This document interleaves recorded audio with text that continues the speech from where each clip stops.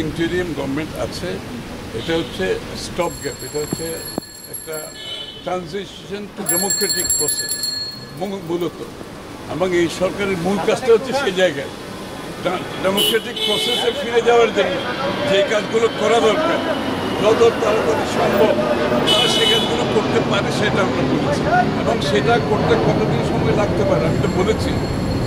সংস্কারে যেখানে ঐক্যমত হবে সেটা আগামী 1 মাসের মধ্যে শেষ হয়ে যাবে, সনদ সই হয়ে যাবে, তারপর তার নির্বাচন, তারপর তার সংস্কারের বিষয়ে নির্বাচন পিছিয়ে দেওয়ার কোনো সুযোগ নাই।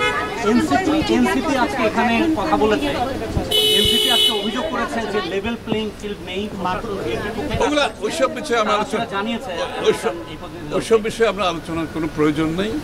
যে ওগুলা গত 16 বছরের যে বাংলাদেশের মানুষের লড়াই, কে কি বলেছে আমি ওটার উপর কোনো বক্তব্য রাখার পক্ষ না, তারা তাদের কথা বলার সুযোগ আছে।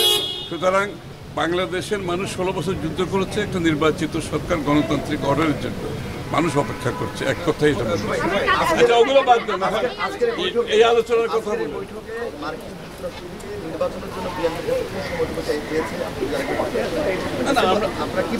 আমাদের পজিশনটা আমরা বারবার বলে দিচ্ছি ডিসেম্বরের মধ্যে আমরা নির্বাচন চাই, এবং আমি যেটা একটু পরিষ্কার করে বলছি যে কারণে যে সংস্কারের কথাটা বলা হচ্ছে সেটা আগামী 1 মাসের মধ্যে সমাধান করা সম্ভব, কারণ সংস্কারের ব্যাপারে বলাই হয়েছে ঐক্যমত যেগুলোতে হবে এগুলো সংস্কার হবে, বাকিগুলো হবে প্রত্যেকটা রাজনৈতিক দল জনগণের কাছে নিয়ে যাবে আগামী নির্বাচনে ম্যান্ডেট নিয়ে, তারা কি চায় ওটা নিয়ে আগামী সংসদে আসবে, আর যেখানে ঐক্যমত হবে সেটা আগামী 1 মাসের মধ্যে করা সম্ভব। এরপর আর কোনো ইস্যু থাকছে না, নির্বাচন কমিশন প্রস্তুত, তারা বলে দিয়েছে আর কোনো ইস্যু নাই। সুতরাং ডিসেম্বরের আগেও নির্বাচন হতে পারে।